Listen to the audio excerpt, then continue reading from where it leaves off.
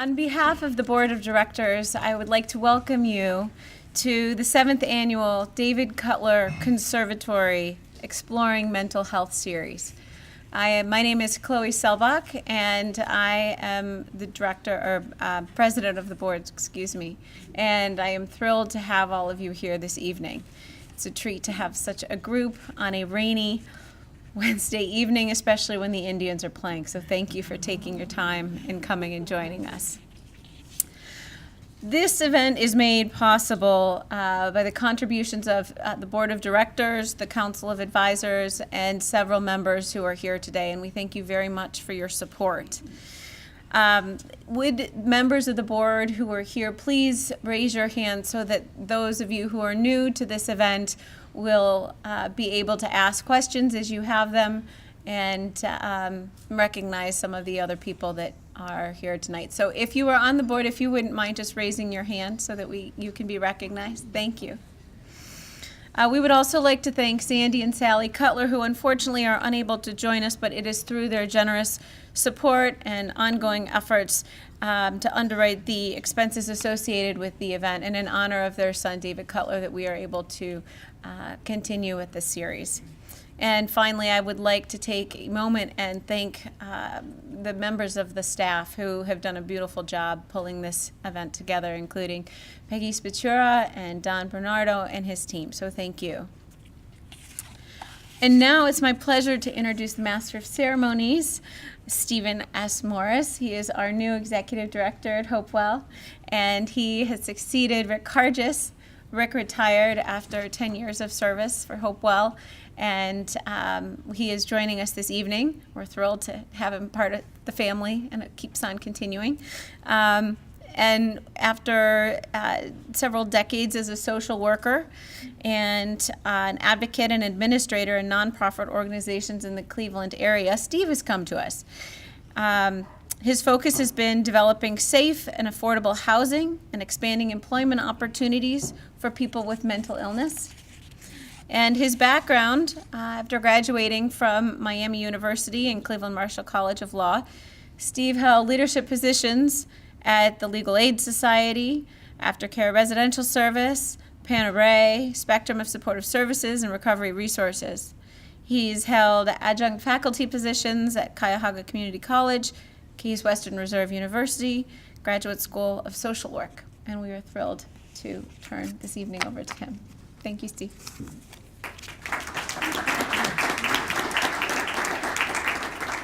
Thank you, Chloe. It's great to see you. It's great to be here. Great thanks to our two speakers today who will be introduced shortly. It is my task to introduce the introducer, which seems a little bit like the political conventions where there are a chain of 7 or 8 people introducing each other. The person I'm introducing is Tom Craig, right here. Tom is the director of the mental health program at the Margaret Clark Morgan Foundation, with offices in Hudson, Ohio. And the foundation's primary purpose is to support the mental health field, and with a secondary purpose of supporting education and the arts.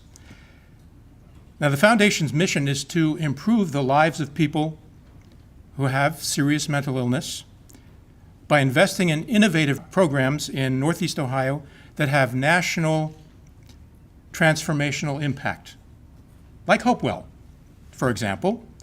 And Hopewell has been the recipient of a number of grants from the Margaret Clark Morgan Foundation, including to our endowment and to our relatively new Lyman House in so-called downtown Mesopotamia. Mr. Craig, Tom, received his bachelor's degree in psychology and philosophy from Borromeo College Seminary in Cleveland, and he has a master's in public administration from University of Akron. Over the past 30 years, Tom has worked with people diagnosed with both developmental disabilities and mental illness, and he served in a variety of ways, including service and support administrator, group home manager, therapeutic foster home recruiter and trainer, children's psychiatric hospital worker, mental health case manager, and a sheltered workshop behavioral specialist. Now, in his role as director of the Margaret Clark Morgan Foundation's mental health program, Tom works with nonprofits like Hopewell, also community leaders and families to seek ways to improve access to care and recovery for people with mental illness. Now, as I said, Tom, who you now know, will introduce our two speakers and serve as a moderator for discussion that will follow. So, Tom, welcome and thank you.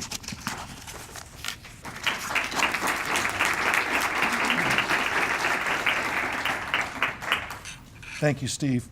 So the Margaret Clark Morgan Foundation's mission is to improve the lives of people with serious mental illness. And as you can see, I have a career of working in the trenches, directly with people who suffer from mental illness or as a family member of folks who have suffered from both developmental disabilities and serious mental illness. We, as a foundation, have really gotten to know many of the people that we've granted to, and Hopewell is a perfect example of where we, in our work with Hopewell, I think accomplished the 3 E's. And the 3 E's are, we wanted to have evidence that the work that Hopewell was doing worked, and so they developed good evaluation, and we supported that. We also supported the environment. The environment is a beautiful environment that allows for lots of therapeutic impact, and we supported nature therapy at the farm. We also supported the empowerment of individuals who live in a therapeutic community, a community of support where people can really heal. And so that's part of the impact that we've had over the last 12 years that I've been a part of our foundation. But before I even came onto the foundation, Clara Rankin and Peg Morgan, Peg, our founder of our foundation, as friends, had a vision to make sure that people would get the care that they needed and would get it in a holistic way. We also, as a foundation, have funded the Treatment Advocacy Center, and that's a policy organization. And policy is a whole new ballgame for me over the last couple years. It all started when I met Doris in Las Vegas. I can't tell you everything about what happened, but I can tell you this, that we really had a chance to see how do we get the system to change and how can we work with the right kind of information to compel lawmakers and decision makers to do things that work and to fund them in a way that encourages it to be done. So as part of the policy work we've been doing, we developed a policy brief, and I brought this red brief. You'll see it. It's called Suicide is a Significant Health Problem. And we brought a bunch of copies in there at the back table if you'd like to take some home with you. But it was written by, and what we do is we find the best experts in the field on a topic, and we ask them to write a paper that could be influential for policymakers, and we go to congressional briefings and we provide information to the staffers about the subject. Because you got to take the information and the stuff that's happening in Ohio to DC, right? And you have to let them know what's really happening in the fields, in the streets, in the work, in the families. And so take a look at that if you get a chance. And there are electronic copies also on our website. I'd like to introduce our first speaker tonight, Lori Vick.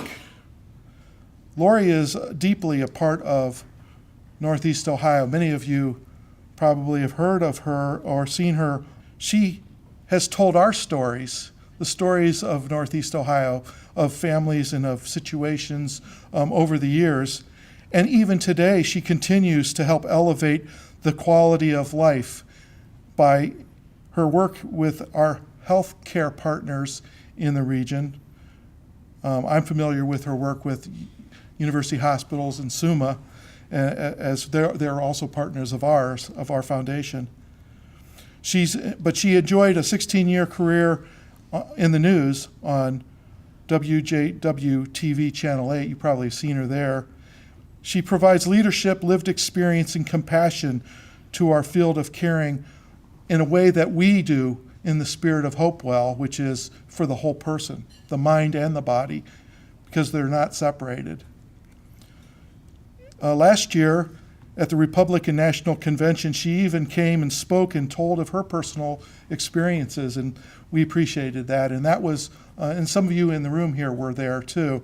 And a lot of people thought that it was not a good idea to go to the Republican National Convention and have a meeting about mental health, but we did, because we knew that you had to do that at the Republican National Convention, you had to do it at the Democratic National Convention, because it crosses all boundaries, whether you're wealthy or you're poor, whether you're Republican or whether you're Democrat.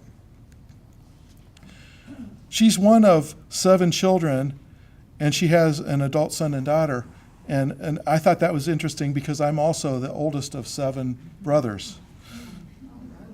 So and that's coming from a big family, you have to understand, that's an awesome thing. She also participates in bike riding with the Cleveland Touring Club, and I thought that was neat too, because I'm a bike rider as well, and all of these ways that we lift ourselves up and take care of ourselves are important. So with that, I'd like to turn it over to Lori.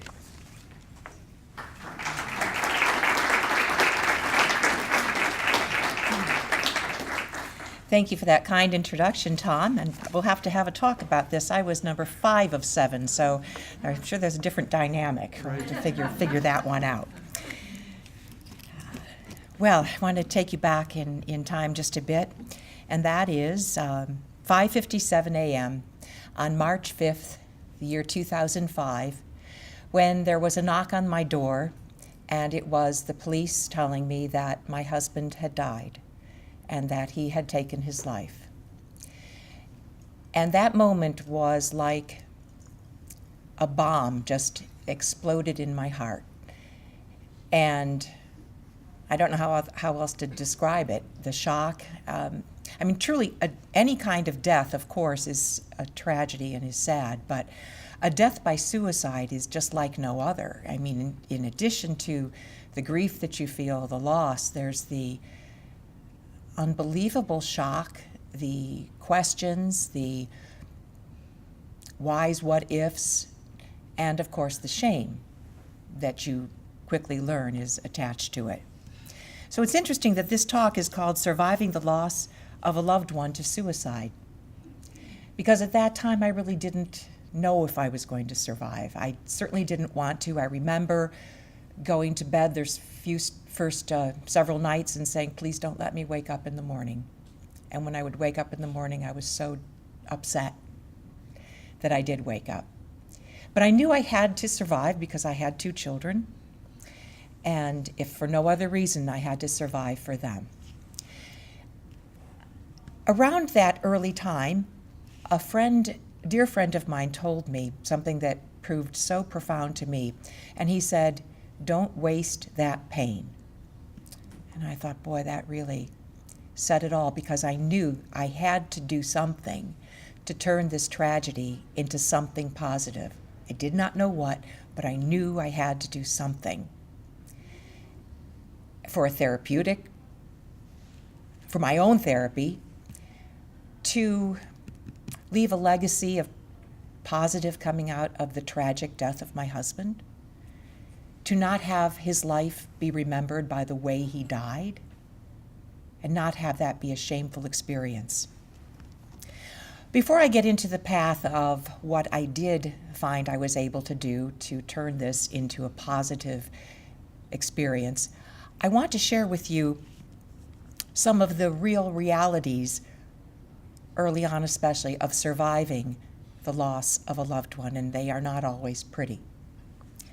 First, not exactly first, but the greatest way to sum of it is you experience stigma on steroids. I had no idea the level of stigma that was out there until it's put on you and you feel it. When the police gave me the news that morning, my 19-year-old son was at home and he was with me.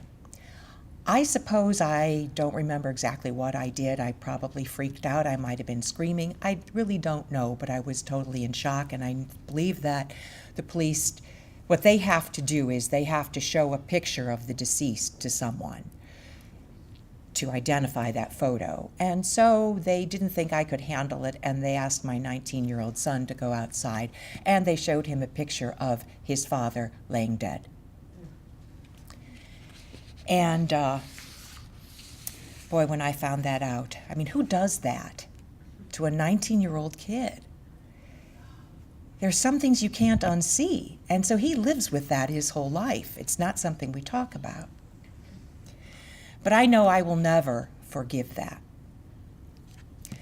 When the police left, they told me I had until 3 p.m. that day to show up at the coroner's office and actually identify the body, and so I did that. I was living in Illinois at the time. My best girlfriend, Barbara Marlowe from Cleveland, flew in her car to be there with me to do that. And I did. I showed up at the coroner's office, and in his cold garage, identified John's body laying on a cold steel plate.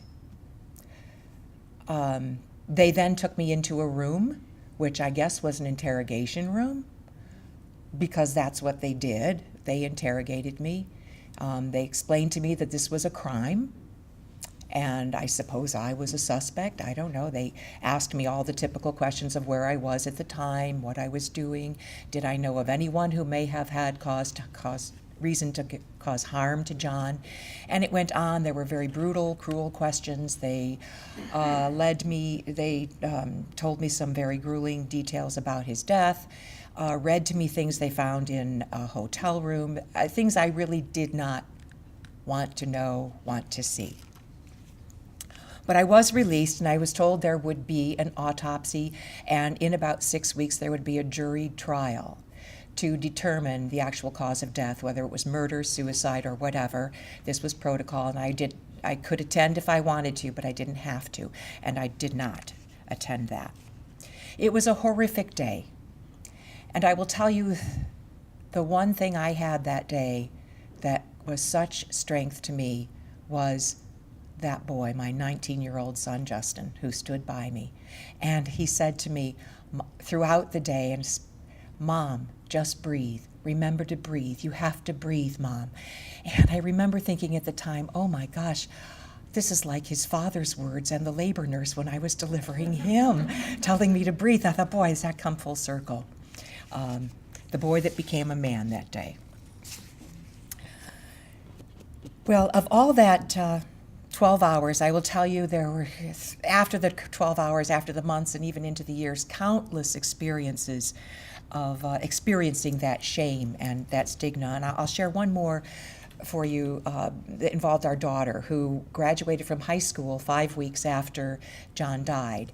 And so it was very difficult to be at her high school graduation without him. And when it was a large auditorium, and when she walked across the stage and they announced her name, the people in the row right in front of me all were whispering, "Oh, that's the girl, her father killed himself," and blah, blah, blah, blah, blah, which was hard to take. But I share all of this because I'm not the only one who's treated that way, I'm sure. Anyone who experiences the loss to suicide probably goes through similar situations. And so it's no wonder people don't want to talk about it. It's no wonder you want to hide it in a closet. It had been so much easier if I had said, oh, when people asked me how your husband died, he died of a heart attack. Okay, end of conversation. I'm so sorry. When you tell them your husband died by suicide, ooh, it's a conversation stopper and sometimes a friendship breaker. But so I'm not surprised when people don't want to share that. I feel that if I can't share it and say it, and I never once ever said anything but he died by suicide, I gradually transitioned into saying he lost his battle with depression and died by suicide, which to me is says it all. He died by depression, just as someone dies from cancer or from heart disease. His disease was depression, a disease of the mind. When I mention people are in the closet about this, it still is alarming to me. I was at an event on Friday night, and I had the opportunity to speak a little bit about my story. And sure enough, as any time I speak on this topic, someone came up to me afterwards, more than one, but this one in particular because it surprised me. I'd known her in a different capacity for some time, and she said, you know, my daughter suffered with depression. We took her out of school. She suffered with depression for a while. We think she's okay, but now I'm starting to worry about my son. And it's just I am sure that, of course, this room is filled with folks who are interested in mental health, but it touches so many of our lives. I don't think there's a person in this room who hasn't had mental health issue in their family or themselves or someone that they know. But how many of those people are out there and public about it? So let me return now to my friend's advice about not wasting the pain and what I found as my way to survive the loss of suicide.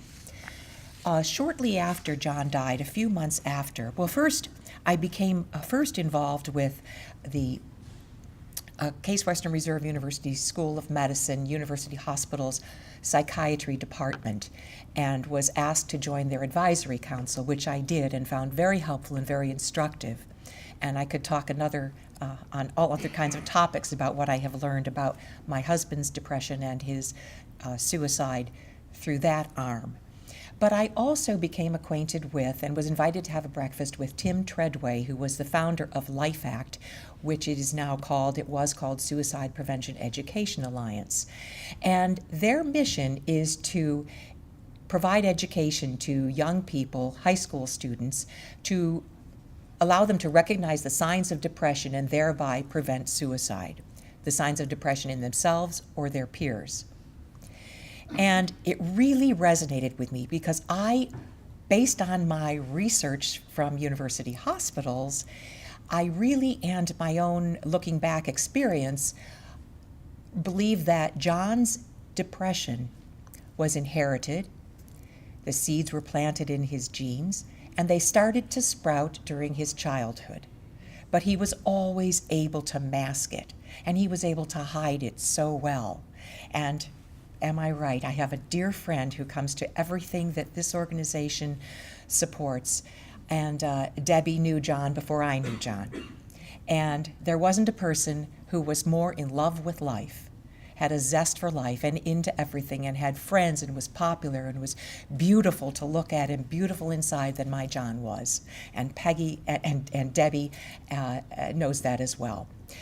Highly functioning people end up suffering with depression and taking their lives. It's not, no one is excluded from that. But Tim Treadway's program teaches young people so that we can catch this disease early in life and they can then find treatment that is successful and lead valuable and lead perfectly normal lives. So much harder when you're older to rewire the brain. But so John's program, Tim Treadway's program, really did resonate with me, and Tim asked me to become a board member, and it just clicked for me, and I thought, hooray, now I have my pathway and my pathway for advocacy, and I've been involved with them for 12 years now. I hope that we'll have some questions about Life Act in the Q&A portion, but let me just say that what we do in a nutshell is provide instruction in the high school years, freshman, sophomore year high school classes, to, as I said, recognize the signs of depression. And the curriculum is approved by the Rainbow Babies and Children's Hospital, University Hospital Adolescent Psychiatry Department. We have highly trained and expert instructors who go into the schools. And we find that these young people will self-identify to our instructors where they will not to their teachers or guidance counselors, and certainly not their parents. So a statistic I can share with you is that last year we delivered our program to 187 schools in Northeast Ohio, 25,000 students, and of them, close to 1,800 students came forward to self-identify as needing some kind of help for themselves or for a friend. Now that's close to 8%, which is a really startling statistic. And we were thinking of broadening our program to include college students, because what happens after they go off to college? But interestingly, we were receiving requests from middle schools. They wanted the program in the middle schools. And when you think of it, if you think of the fact that most mental illness can be diagnosed by the time, 50% anyway, by the time a child is 14, yeah, we should be in the middle schools. So a couple years ago, we started in the middle schools, and we're getting that same kind of response, that same ratio of response. We altered the program for that audience a bit, but that's where it's going. And the rate of suicide is increasing in all age groups, but the largest rate of increase is in girls 10 to 14 years old. That's shocking. And there's a lot of research underway in that, and perhaps some of our clinical experts can help us with learning more about that. So when you talk about how I have learned to survive this, I also feel I have a responsibility to other survivors, because as I said at the beginning, I didn't know whether I could survive. I had friends, I had family, I had resources to help me through this. There are so many people who do not. And so I feel a real responsibility to survivors to let them know that their loved one is looking down on them and wants them to be happy again, wants them to smile again, to have laughter again. And I really feel that that's true in my life. Unbelievably at the time, but now I smile again, I laugh a lot, and I have happiness. And John is always up there to remind me that I have happiness.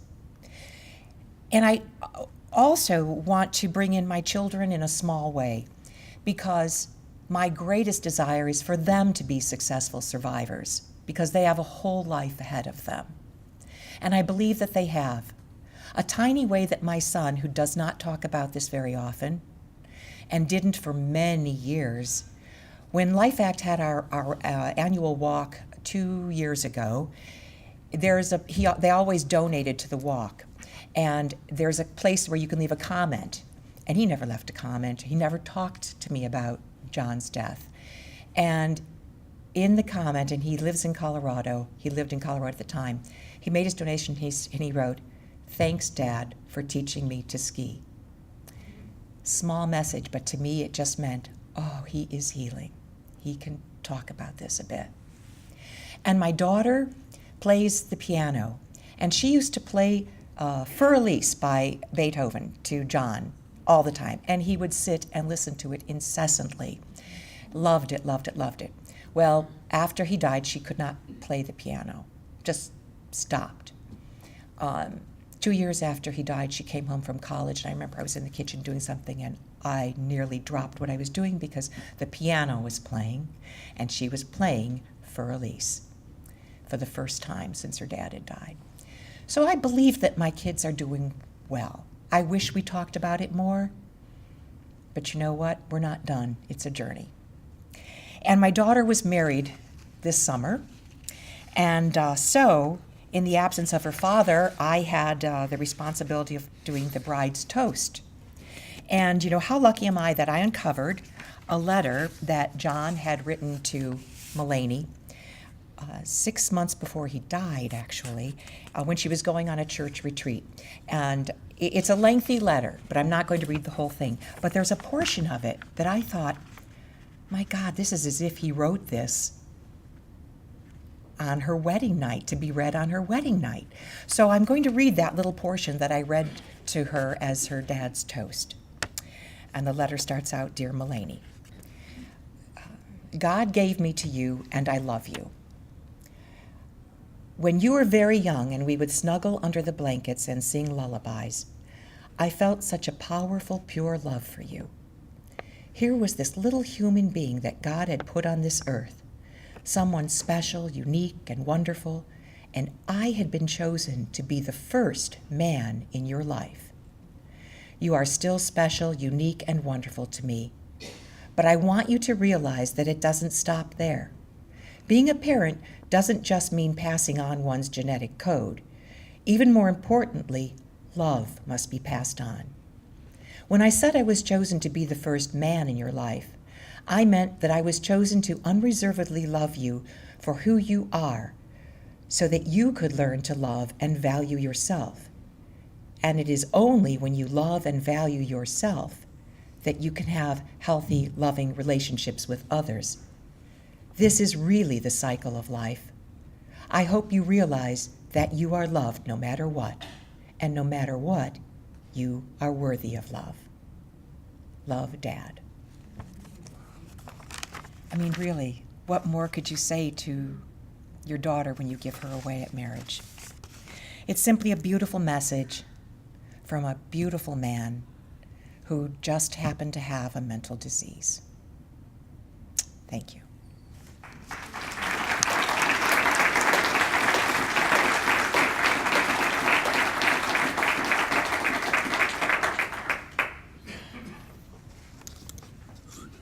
Thank you, Lori. Now I'm going to introduce to you Doris Fuller. Doris has been with the Treatment Advocacy Center, we call it TAC, for 7 years and 3 as the executive director, and she's founded and built the organization's new Office of Research and Public Affairs. I've learned a lot from Doris about how to get your message out there when you're trying to make a convincing argument that we need to be doing more in the field of mental health. She's been an advocate for many years, and like I told you, I met her in Vegas, and we were there because it was a CIT officers training conference, and we were there supporting the skills and the training and the work that's being done in cross systems to make sure that even police officers know what to do when they encounter someone with a mental illness. Doris is going to remain on the staff of the Treatment Advocacy Center until the end of the month, but will continue to write and speak on a more limited and more selective basis because she's going to be spending more quality time with her son and family in the Netherlands. It's better than Vegas. Our foundation has supported the work of the policy work of TAC. We think that after you provide services that directly benefit people on a day-to-day basis, you also have to change the systems and the policies that affect those systems so that they're more efficient and more effective. We also have supported Life Act and the programs that Lori's involved with because we believe that the more you have mental health literacy in your life, and everyone should have an understanding of mental health in their life, the better. So at this, I will let Doris come up and tell us her story.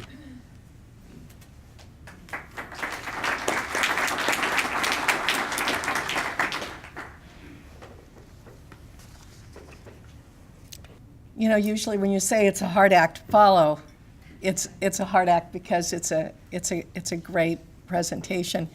And I'll just say that this is a harder act than it normally would be because Lori's very powerful message brings back a lot of memories for me.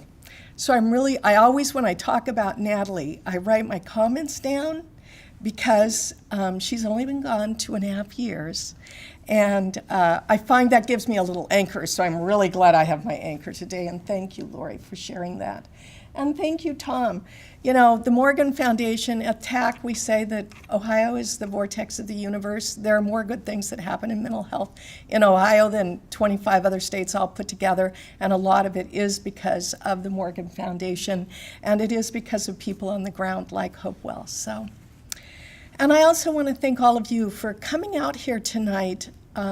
This is a hard subject, and it takes courage to be part of the audience as well as to be part of the program. It's funny that Lori started out with the knock at the door. Every parent's worst fear is the knock at the door. Car accident, bike accident. There's so many things that can steal our children from us. And we all fear it. Every one of us fears it. With Natalie, I always knew it could come. Not always, but from the time she was sick. Bipolar, she was diagnosed with bipolar with psychosis. Bipolar disorder is a risk for suicide. And so I had actually, even in my mind, thought about what I would do if I got the knock at the door. I thought, if I thought about what I would do if that knock came, I would be better prepared.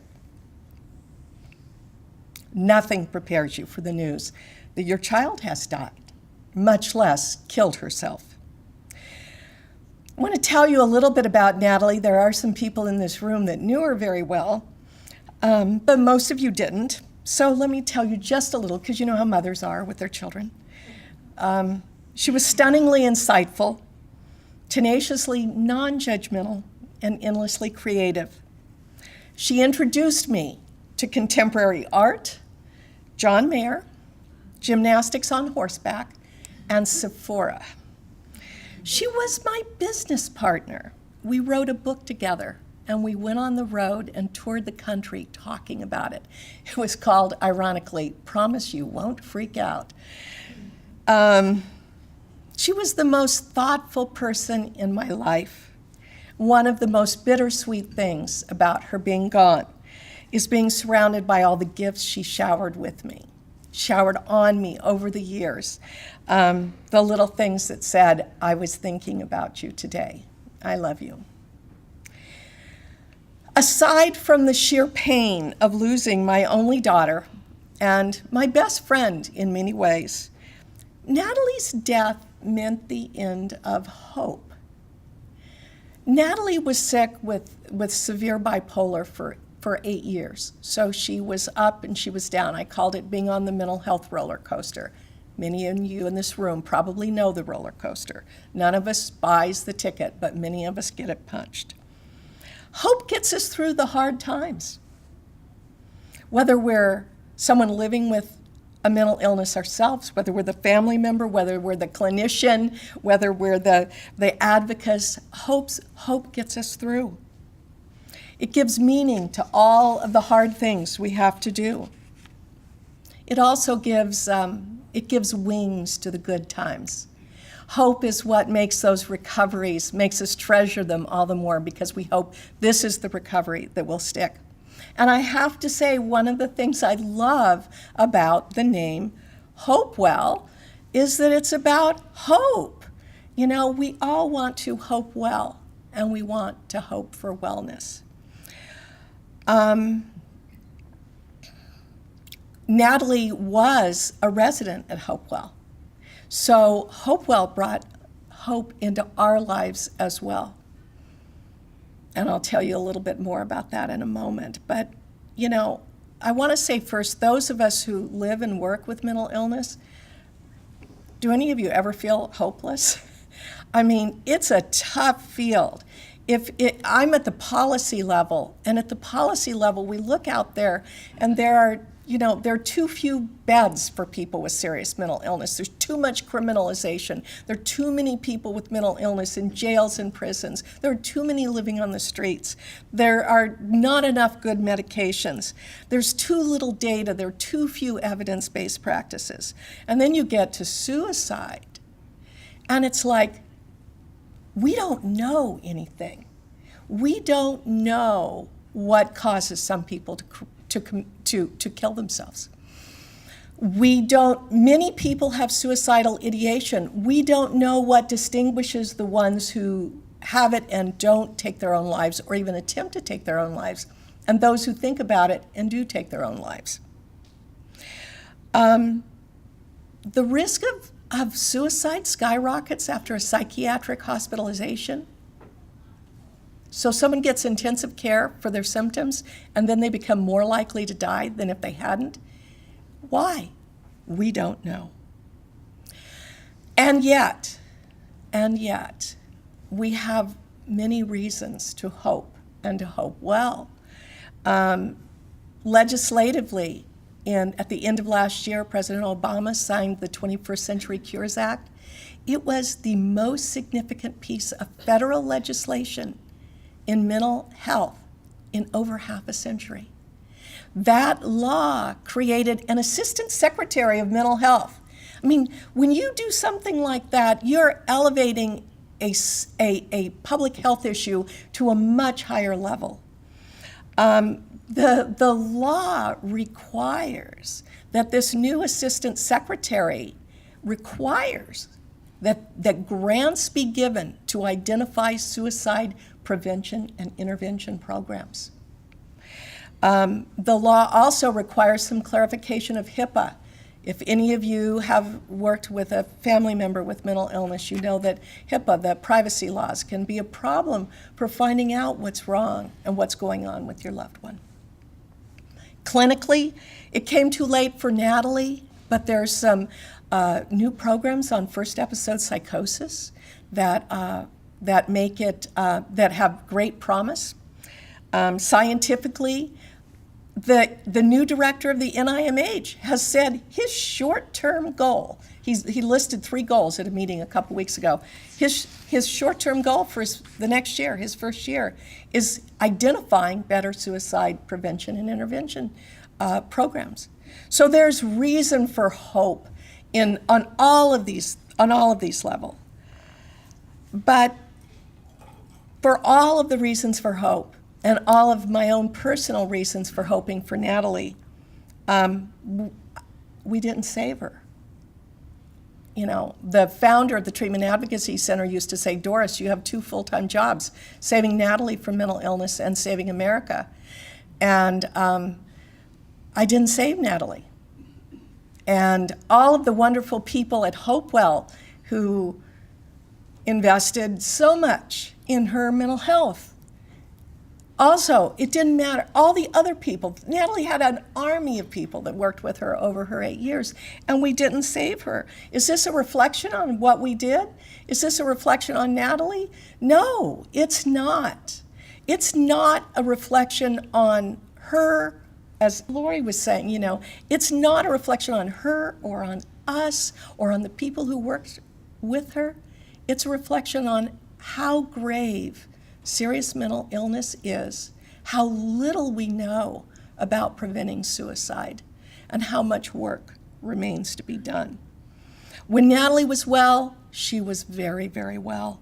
She graduated from college, she had an active social life, she created wonderful art, she was employed, she made me laugh. And when she was sick, she was dangerous to herself. And that proved to be a terminal issue for her. People sometimes ask how I can do this, and the first time I spoke about suicide was to the American Foundation for Suicide Prevention 5 weeks after Natalie died. You know, they say, how can you stand up and talk about this when it's still so fresh and when it's your daughter? I have many answers, but I'll give you 3 of them. One is that it keeps her alive, and those of us who lose people to suicide, we need to keep our loved ones alive. Natalie remains alive in the hearts of people in this room tonight and in my heart. And when you all leave, she will be alive in your hearts too. And that's a consolation to me. Another answer is that Natalie's illness led both of us to mental health service. And I feel privileged to continue serving. And a third answer is that I actually learned, Natalie and I both learned a lot about survival by struggling with her through her mental illness.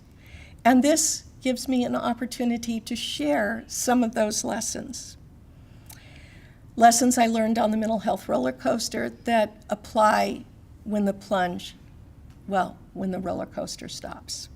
So I'm going to share in my remaining moments 5 of the lessons I learned and for surviving the roller coaster and for surviving when it stops. Number 1, and you know what? I like these. It took me a long time to figure out what was getting me through the day, and I like them because I wish I'd found them earlier. They apply to a lot of life's challenges. Number 1, I can choose what I pay attention to. I learned when Natalie was sick how important it was to pay attention to what I was paying attention to. My hopes or my fears, her recoveries or her relapses, the uncertain future that lay ahead of us as she grew sicker and more dangerous to herself, or the sunshine when I went for a walk and could smell the fresh cut grass. I spoke a couple weeks ago to a mother-daughter group, and when the organizer was explaining why she wanted me to speak, she said, "Every time I think of Natalie, I smile." And I went, "Oh, well, every time I think of Natalie, I want to cry." And she said, "No, I read your book, and I feel like I know Natalie. And every time I think about her, it makes me smile." And I thought, wow, it took a total stranger to remind me to pay attention to what made me smile instead of what makes me cry. So we get to choose what we pay attention to. And so I choose to pay attention to the hope. Number 2, I can't run away from King Kong. After a while, I began to call Natalie's mental illness King Kong. You all saw the movie, right? We all saw King. Now he's in commercials and stuff. It was a beast. It was colossal. Sometimes I literally pictured King Kong stomping through my life, my house, me. And he was waving Fay Ray around in his hand, you know? Except now there were 2 Fay Rays. One was me, one was Natalie. And, but the thing was, you know, I have kind of a habit of when things are chasing me, I run. You can't outrun King Kong. There's no outrunning King Kong. So instead of flinging myself into escapism or denial, I learned to stop. Take a deep breath. Wait for the peak of the crisis to pass. Feel miserable. I gave myself permission to be absolutely miserable. Set limits. Confront the crisis for what it was instead of frantically searching for an escape route. And for me, staying in the moment, no matter how bad it was, taught me to bend without breaking. It was very helpful. So then she kills herself, and now it's like King Kong on steroids.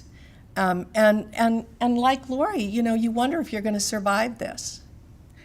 And trivial as it may sound, I kept reminding myself that Fay Ray survived, and I could too. I couldn't outrun him, but I could survive him. Lesson number 3, it takes a village, and I'm moving into it.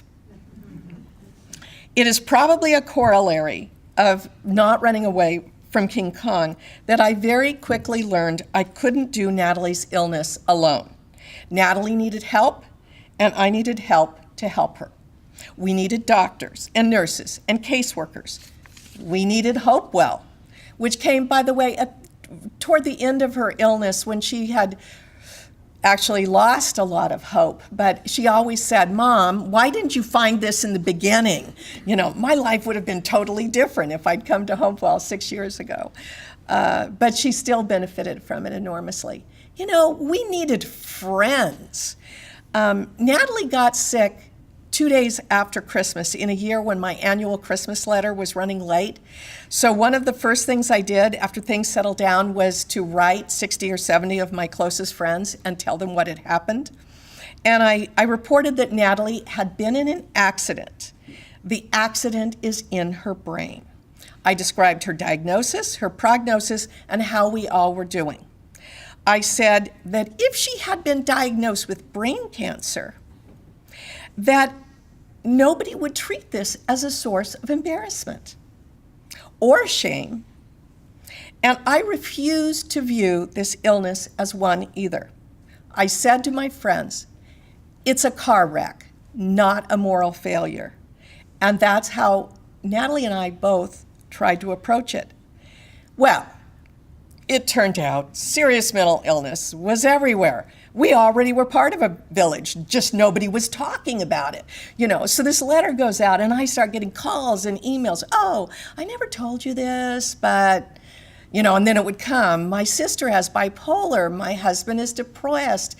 My child, I had someone in my immediate family tell me that someone else very closely related had bipolar. And I'm like, how did I not know this? Because people don't talk about it.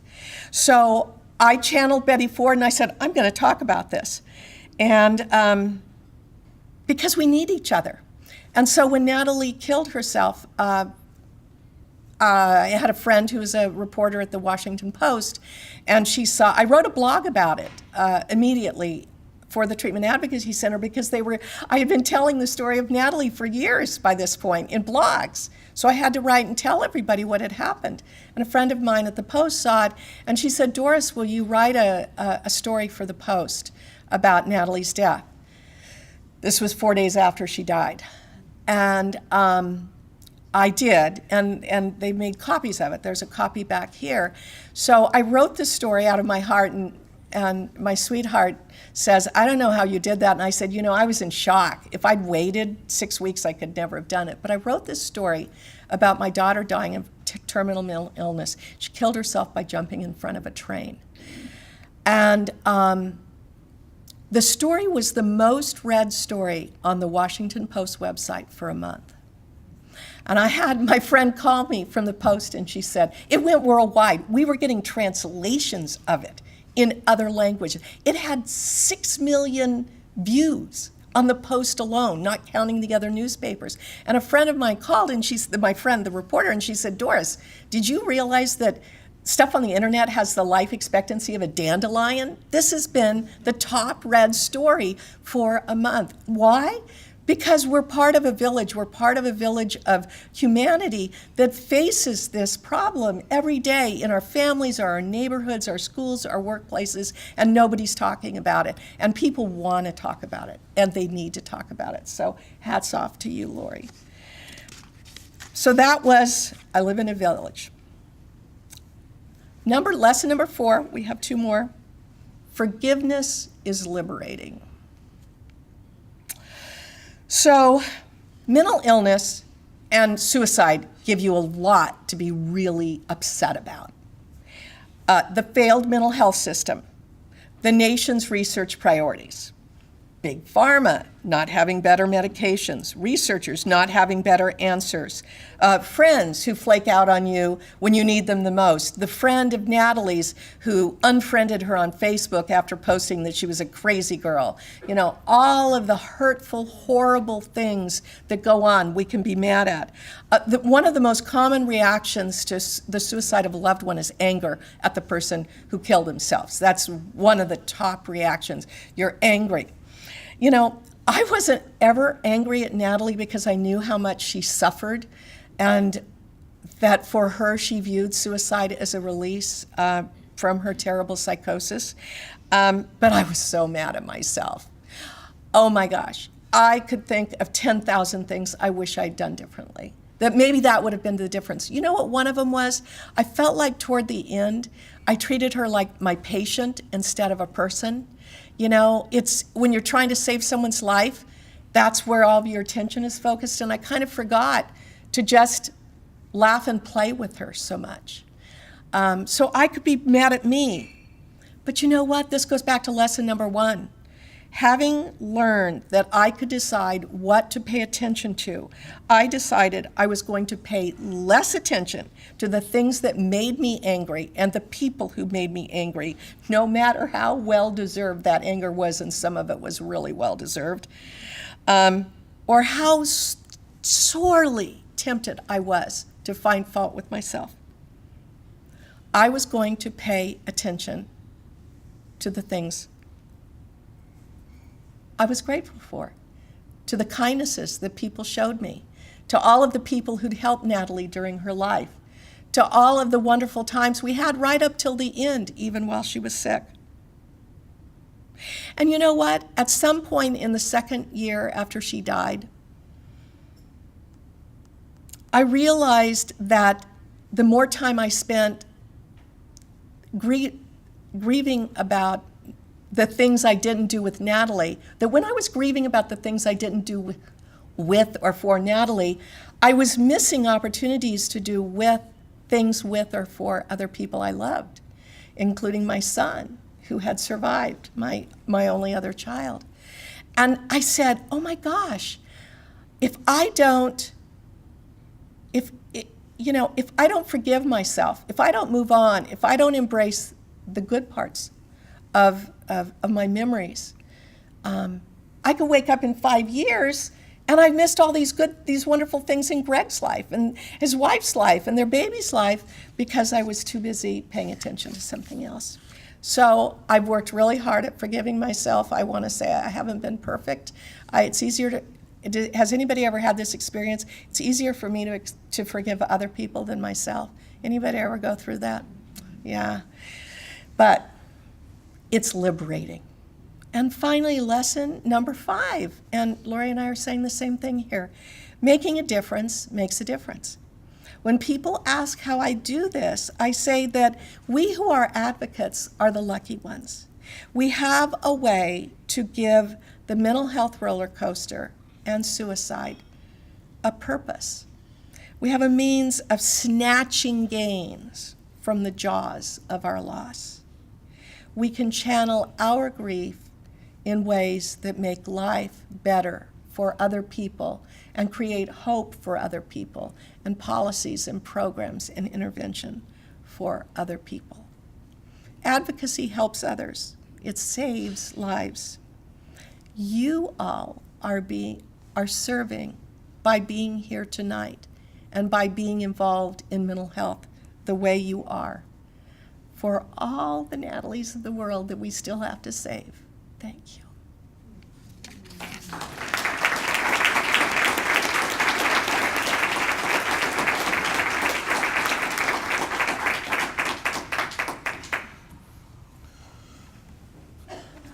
Doris and Lori are probably they're both the best in the business in terms of communicators. They've both made a career of communication, and then they've very eloquently described their own life experience and their own experience of the devastating effects of mental illness and the devastating effects that they had to overcome. But the thing that we're given tonight, a gift that we're given by them, is permission to talk and have that conversation about mental illness and to talk about the things that are tough and our struggles. And so we thank them for that. Could we give them another hand, please?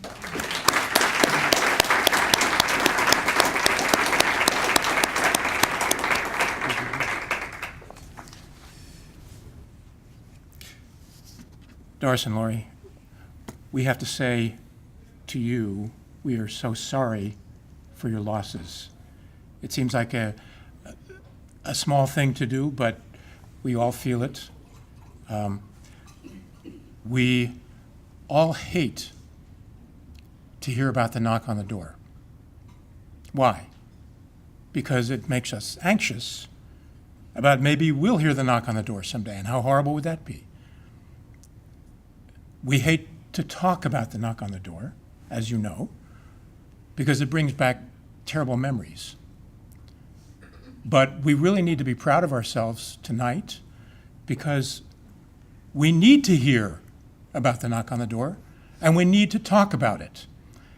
We need to talk about it because it brings healing, at least the beginning of healing, and we need to hear about it so that we can devote ourselves to progress in prevention and intervention, and hopefully saving lives and developing policies that will help all of us do a better job at what we do. We now have the opportunity to have questions from all of you. And here's what we'd like to do.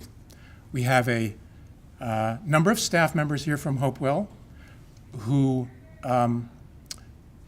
can be available to answer questions either now or later during our get-together. And I want to introduce them to you so you can recognize them. First, our psychiatrist at Hopewell, Dr. Martha Schnegel, is right here. Please raise your hand so people can see you. Good, thank you. Daniel Horn is our clinical director. He's back there raising his hand. Colleen Welder, our chief operating officer, back there, raise your hand. Candace Carlton, where are you? I've lost track. There you are, back there. So they will be available to answer any of your questions or talk with you. We have another staff person here with a microphone who will wander around kind of Phil Donahue fashion to help you ask your questions so that we can all hear it, and then Doris and or Lori can address your questions. So Janine has a microphone. Oh, there you are, right in front of me. All right, and here's a microphone. So if you can figure out how to, you're young enough, you can figure out how to turn it on, right? I don't even know if I can. Oh, maybe it's already on. Let's see. No, it doesn't. Oh, right. Tiny little button, right. All right, so Janine has the microphone. Now, if you have a question that you, for some reason, don't feel like raising out loud, we'll have cards available, or we have cards available for you to write down, and just raise your hand, and Janine will pick it up and bring it up to the front. Otherwise, raise your hand. I'll recognize you and stand and state your question. All right? Those are the ground rules, so to speak. Who has the first question? Yes, right in front. My name is Makeley John, and I just wanted to thank the speakers for what they gave us. I was a orthopedic surgeon, and I dealt a lot with cancers of the bones and soft tissues. And that was one of the hardest things I've ever done, because when it comes to the end, which I always faced, not the least of which walking into a family who just lost their son to a bad, bad tumor. And regardless of what you did, it just didn't work. And I found that extraordinarily difficult. And I can assure you, none of which I really enjoyed, but it was important that I went around and said hello and how bad I felt. And so I always went to the house and knocked on the door.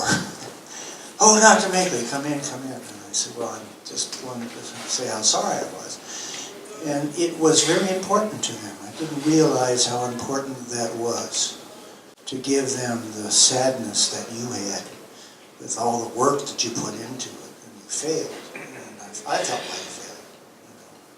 So I really was impressed by what you said, both of you. And it's really true. I mean, we miss our relatives, and we miss those people that you work with. And it's really important for keeping up your work. Thank you. Could I say something about that, Steve? So, you know, probably everybody, hopefully, well, in the course of a long life, most of us come in contact with a family that loses someone to suicide, or a neighbor or someone. And it is so important that we hear from you. You know, I am still to this day so grateful for the people who come up to me, whether it's a neighbor. Am I not on? I'm just noisy. You probably can hear me anyway. Okay. All the way back there, okay? I am so grateful for everyone who comes up to me and says, how are you doing? You know, I recently had someone say to me, you know, I wasn't sure whether I should say anything because maybe I would remind you of Natalie dying. And I'm kind of like I ever forget this, you know? You're not going to make people sad. You're not going to remind them. They think of it every minute. And we need people who will give us that hug, who will talk to us about our loved one. I don't know about you, but the people who won't let Natalie's name cross their lips, I just want to sit them down and say, you'll feel better if you do this. So thank you for doing that for your patients. And all of us can do that. I think we all need it. Maybe we just hang on to this. We'll hang on to this one. Who's next? I'll just speak loudly. What'd you say? First of all, Lori and Doris, thank you for sharing your experience with us tonight. I think you've helped a lot of people. And Tom, thank you for your long-standing support. The Margaret Clark Morgan Foundation's long-standing support to Hopewell.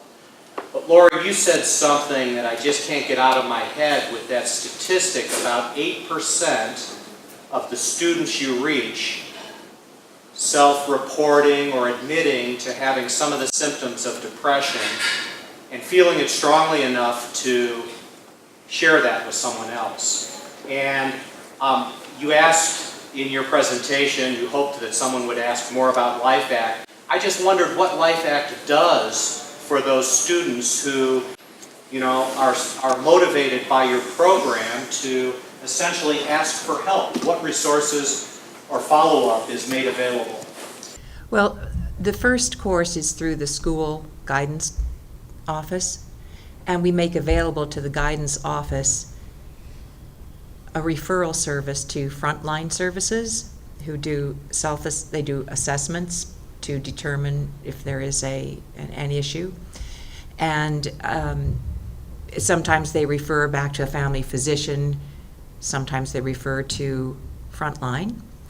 And if frontline finds that this is something of a very, very serious nature, we have a relationship with University Hospital's Rainbow Babies and Children's Hospital, and Dr. Hertzer is here tonight, representing John is, UH, so that there is a path. And this is relatively new, because before that, we didn't have a method of follow-up other than send them to the guidance counselor. And sometimes guidance counselors are very good, and other times they're not equipped. They're more focused on finding colleges for the students and those areas, and providing guidance is not their forte.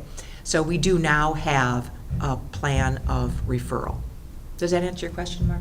Yes, thank you. Now, the thing that is still not resolved is, these are students who come forward the day of the training. What happens if 2 days later, we give them our information, of course, so they can call, but, I would suspect that the number is far greater than the 8%, because not everyone is going to come forward that day. Thank you all for this program. So important. My name is Melissa Selko, and I work at Kent State University. And the main portion of my job is to help provide mental health services to all those students, 40,000 students. And I just wonder, with all of your expertise and all of your experience, so hard fought and won, if you have some suggestions of things that we could do on our campus that could make a difference. One of the things that I just thought would be important to mention is that with mental illness, as with any other kind of chronic illness, the earlier you intervene, the better. We don't want to wait until it's a crisis. We don't want to wait until it's a situation that a person can't hardly function. And we also know that, especially with some of the psychotic illnesses, that the earlier you intervene, you can actually even change the trajectory of the illness. And so I mention that because when a person gets to college, there's a lot of different kinds of programs, and I can certainly share with you what we're doing in Ohio, and I'm also meeting with all of the Kent State University campuses to talk about their program with a program called Ohio Safety Campus and Mental Health, which is a statewide program that we're supporting. But if you do come across someone who has the first sign of a psychotic illness, it's really important to get them to a early psychosis specialty team. And there's only a few of those around. And so it's really important for us to have the system that allows door to doc as fast as possible, or from the person in need to the treatment as early as possible. This is something that's really near and dear to my heart for a lot of reasons. You know, the majority of the most severe mental illnesses manifest, you know, before the age of 25. So it's right in that, you know, you are in, you know, at ground zero for that. You know, I often look at, you walk into all over the place, a hospital, ER, anywhere, a doctor's office, there are all these signs about signs of a stroke, signs of a heart attack, you know, what to do if there's someone's choking on food. There's all this kind of stuff that's around. And I don't think we do a very good job of doing similar education just at the general public level about what a serious mental illness looks like. And this is really important for kids in this age group where they're still a little bit squirrely and developmental anyway. And so, well, what's the difference between somebody who's just pulling an all-nighter because they have a test and somebody who's manic or is prodromal for mania or bipolar? And so I think that a lot more could be done with just general, you know, I'm sure on campus I know that there's a lot of education that goes on about sexual assault. I mean, I think that something about mental health education, and especially working at the RA level, because, you know, kids are, you know, yeah, it's kind of going over their head, but those RAs are seeing the students every single day. So, you know, I kind of am for getting in on the ground. I mean, it is about that early detection, but I do think that schools could put systems in place that train, because the kids aren't going to walk into the mental health center and say, hi, I think I'm hearing voices. You know, that's not going to happen. So there has to be more awareness of what that might look like. If you have a, you know, the list would have things like, if your suite mate or your roommate seems unusually focused on, you know, people that are out to get them. I mean, there'd be a better way to put it, but paranoia, you know, the symptoms of paranoia. If they have unusual sleep patterns, you know, if you have some student that's never getting up until 2 o'clock in the afternoon, or you know they're out riding a bicycle at 3 o'clock in the morning, day after day after day, there are some signs and signals. And I think, you know, it's a small step, but I think if we did a better job at that, so we get eyes out there, it's neighborhood watch. Yeah, I agree completely. And when you mentioned the RAs, I think what a great, so that they can have awareness. I know at Life Act we have a youth advisory board, which we just started a couple years ago, and boy, has that really helped. Because we have students in the schools who work with us and kind of, you know, we're old, we don't really know what the kids are thinking and doing, so they really advise us on what the issues are, and then they are our best defense right in the schools. So if you can get that kind of thing going on the college level and start with the RAs, that's tremendous. And there may even be a way to you know, because as I mentioned in my talk, at Life Act, we were considering bringing the program to the college level, and actually started going the other way around because of our the demand. But it may be worth meeting with Life Act and learning a little bit more about the program, and if there were some kind of a train the trainers activity, maybe that's a possibility, just giving some ideas. Here's a written question that came in. What is the role of religion in the issues we're addressing this evening?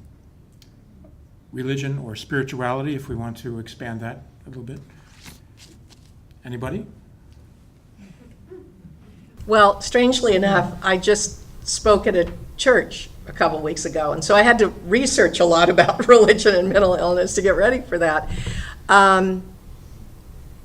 You know, and I really don't want to address kind of the spiritual element, because that's so individual.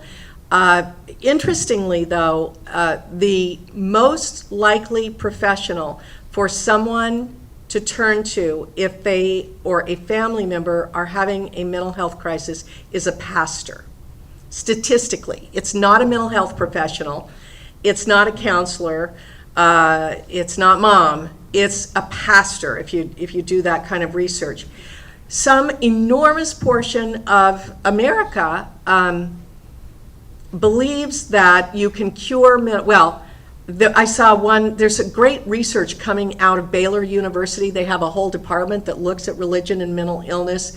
And if you're interested in that area, just kind of Google Baylor University, mental illness, religion. And there's some great stuff out there. But it's like a third of the people who go to a pastor for counseling for a serious mental health issue are told that they don't have mental illness. And we also know that something like half of the people in churches believe that mental illness can be cured with prayer. So there's some, there are really progressive church. I mean, I was invited to do adult education at a church to tell them about mental illness and what to watch for and things like this. They feel like the church should be on board supporting families with mental illness. But there are also surveys in which families are asked how much support they get from their church for the mental illness in their family, and they feel like they get almost no support. So the faith-based community is a tremendous resource and asset to families with mental health issues and individuals who themselves have mental health, serious mental illness and other mental health issues. But I think the church as an organized body, there's some evidence that they need to kind of get that better put together. Yeah. On a personal level, I'm Catholic, and some years ago, they would not bury someone who died by suicide.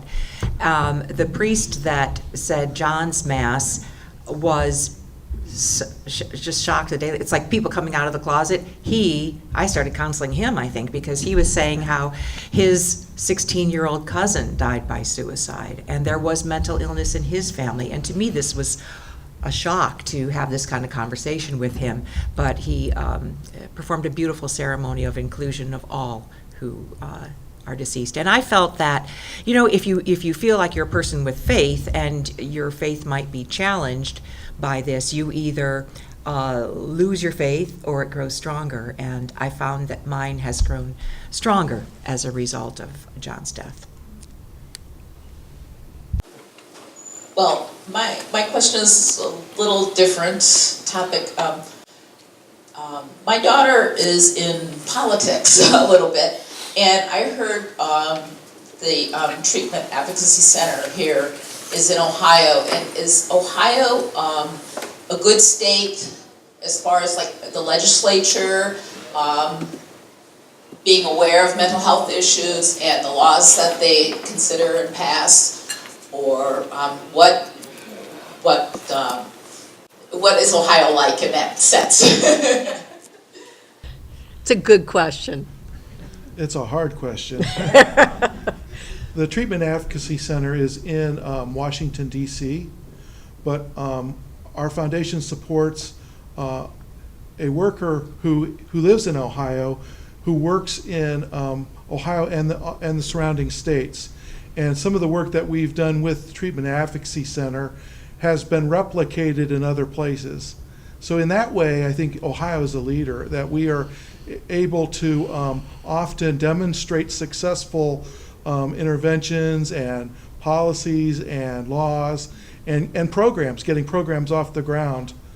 But by no means is our state an easy state to work in. We have 51 mental health authorities to convince. All mental health treatment and work is done at the local level. It really requires cross-systems collaboration. The mental health people have to work with the healthcare people, have to work with corrections. And yeah, we're really in a situation where a lot of people with mental illness are incarcerated. Shocking numbers. More people are incarcerated than are hospitalized. And it's because of their mental illness. And so yes, we've been able to do some things in Ohio that have been good things to replicate, but we have a long ways to go. And Ohio, as it stands across the country, I think we're probably in the upper half, but not, I wouldn't say we're at the top. So, yeah, thanks for taking the hard part of the question. All of that said, one of the things the Treatment Advocacy Center works on are laws and policies that make it possible to get people who are who have trouble, people who struggle to stay in treatment and as a result get repeatedly arrested or are repeatedly violent or repeatedly hospitalized. And so one of the mechanisms for helping those people remain stable in the community is a court order, an outpatient commitment order. So they stay in the community, but as a condition of that, they're under an order to see their caseworker, take their medications, and so on and so forth. It's called, in different things in different states, assisted outpatient treatment. And Ohio has been a leader in this nationwide. There's done some terrific work in this area, and they improve. You guys, it's your state. You improved your law here about 3 years ago, SB 43. It was a law to improve this process for helping this very small number of people who don't know that they need help, so they keep getting arrested or keep getting hospitalized. That bill passed unanimously in both your assembly and your Senate, and it was signed by your governor, who of course has mental illness, serious mental illness in his own family. So even though there's always room for improvement, we view Ohio is one of the more fertile areas we work with because there are enough enlightened people that, and on both sides of the aisle, that things can get done. And that's the key thing. Mental illness reform has really always been a bipartisan issue. The winds blow back and forth from time to time, but regardless of which side she's on politically, there's room for mental health advocates in politics. And some of them do quite well. My name is Linda Baramji, and my question is, and I'll explain why it's my question. What about the person, I've had that knock on the door twice. My mother was a suicide when I was a teenager, but somehow that hasn't affected me like the suicide of my son-in-law recently. I sort of saw, well, to piggyback onto Lori's comment, I went to a parochial school, the communion, all the stuff that you're forced to do. And when my mother died, she could not be brought into the church. It was not allowed. Her funeral could not be in the church. And so we were at a funeral home, and I remember the pastor wouldn't even touch us. He got in and out as quickly as he could. And I sort of just, that was okay, but at that time I said, goodbye. I do consider myself, I've been a hospice volunteer for 20 years. I now am in the family room at Babies and Children's. I totally know what spirituality is. But I do look at religion right now as control. And so recently my son-in-law died. And here's my question. There were no signs. No signs. He was by, I guess, cultural and society's evaluation. He was very successful. He was a hedge fund operator. He had been on Wall Street for many years, and then headhunters came from Dallas. So he went to Dallas. He and my daughter went to Dallas. And one day she came home and found him, he had shot himself. And my angst, first of all, she's very angry. She takes it all out on me. Whenever she can stick it to me, she will. And I give her a pass on everything. Yeah, but we didn't see it coming. You know, my husband is a physician. I'm an old nurse, but it's my education. We did not see it coming. And it's, I don't know how to, I'm shredded. I feel like I'm shredded. I never ask her a question. She's the one who found him. I don't want to take her back to that day, but I don't want to ignore it. And so whenever I can bring his name into the conversation, she's willing. I mean, you know, we talk about him, but it's just, I feel like I'm walking on eggshells all the time. And yeah, her anger is, and I understand her anger. But in the meantime, I'm on the floor most of the time, and I just keep my feelings to myself. But yeah, what about the person who dies of suicide, and I never say committed suicide, because people commit crimes. But what do you know about the person? There's no indication it's coming. You know, they've never been to a psychiatrist. When I look back on him, I think about, there was something, I mean, like I said, everyone's outlook, he would be very successful. But I remember I said to him one day, why did you go into finance? And he said, oh, I wanted to be an engineer, but I didn't think I was smart enough. He went to Lehigh University on a free ride. He was a marathon runner. I said, well, oh, why did you do track? Well, I wanted to do baseball, but I didn't think I was good enough. So those things, something was going on with him that he didn't make a big deal of it. So I said, oh, so you play chess with billions of dollars every day and you never lose, and you didn't think you were smart enough. Yeah, but that's different. But there were just no signs. What do you know about that? I can't be the only one that has someone die like that with no indication it's coming. I mean, there are other people that, I'm assuming, is there any research on them? You can't see it. I know that there is a lot of research on highly functioning individuals who happen to have depression that can lead to suicide.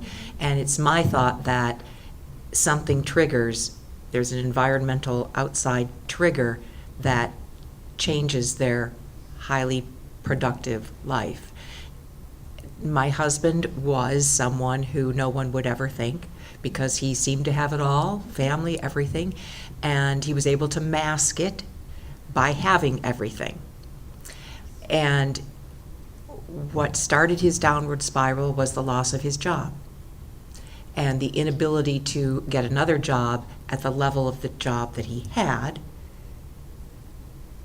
And so that brought all those demons out. I mean, that was his particular case. But prior to that incident, never would have thought that there was anything wrong.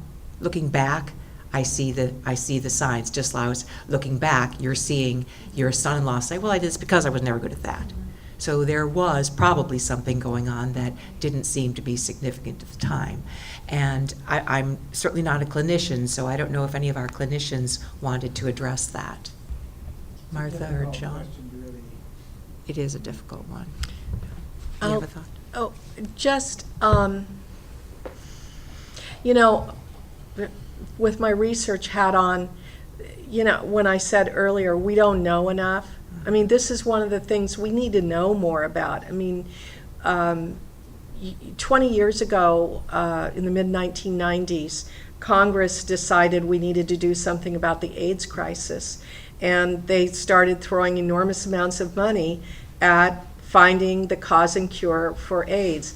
Since AIDS was a terminal diagnosis, it was a death sentence in the mid-90s. Today, it's been officially reclassified as a chronic disease because we as a nation made it a priority to find out what was causing these deaths and to find and to find interventions that would save these people. We have not made that commitment as a nation to our loved ones and our neighbors and our friends and our coworkers who have mental health problems.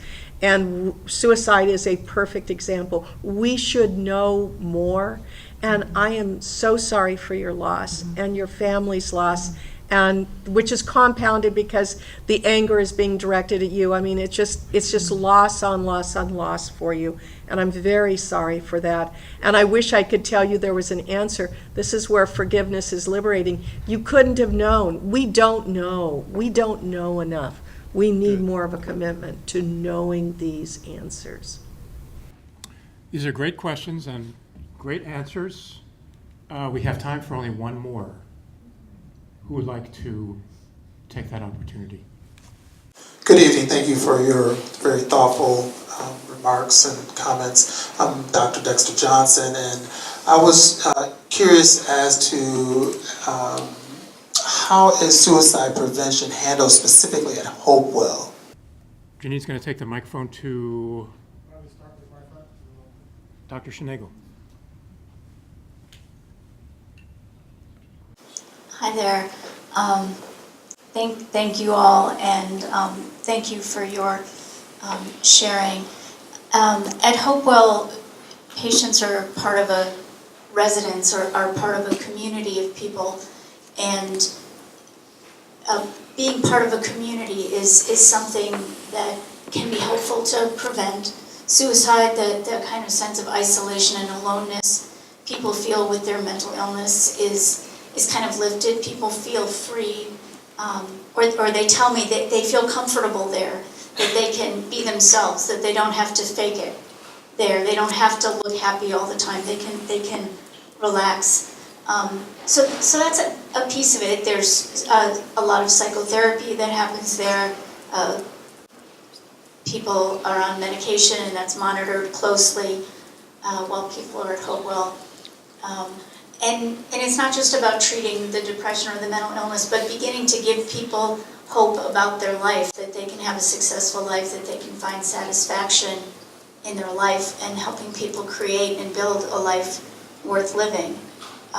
We're very, I think we do a lot of focus on discharge planning, making sure people have someplace solid to land, something to do that they find supporting, that they land in a, it's not like we're just there for a few days and then you go back to the life you were.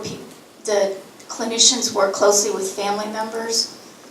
So it's a whole package.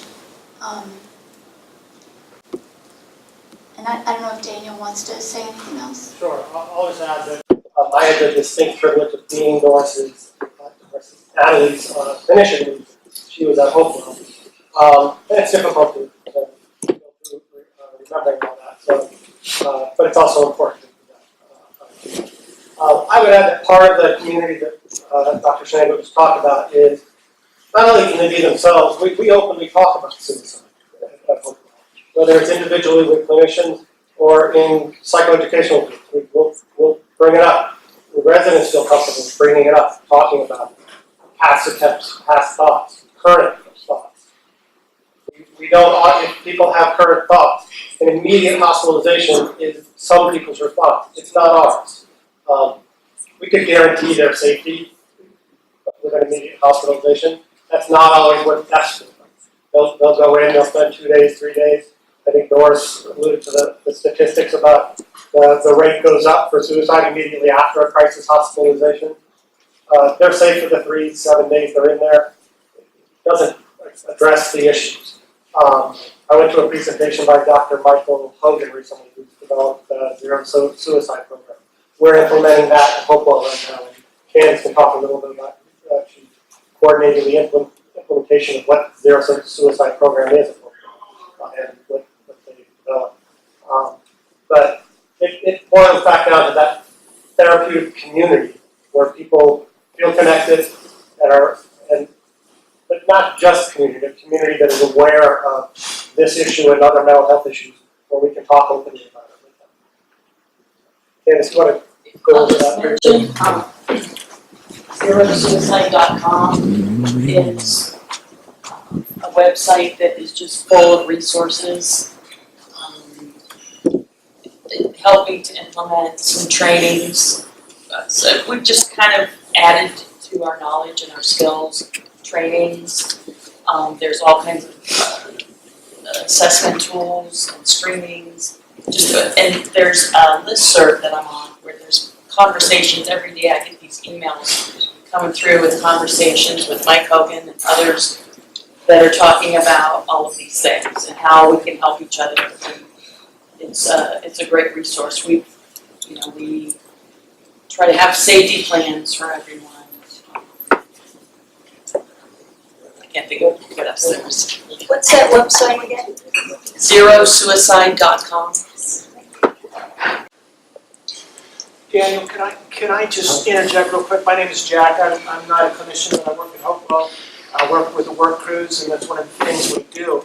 But one of the things that a resident said to me one time that I'll never forget it, he says, typically when you're institutionalized, you become a mental illness. You don't have a mental illness, you are mentally ill.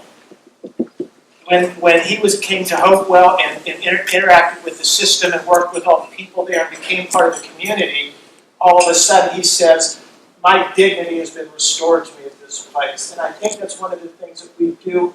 We technically are an institution, but we don't institutionalize.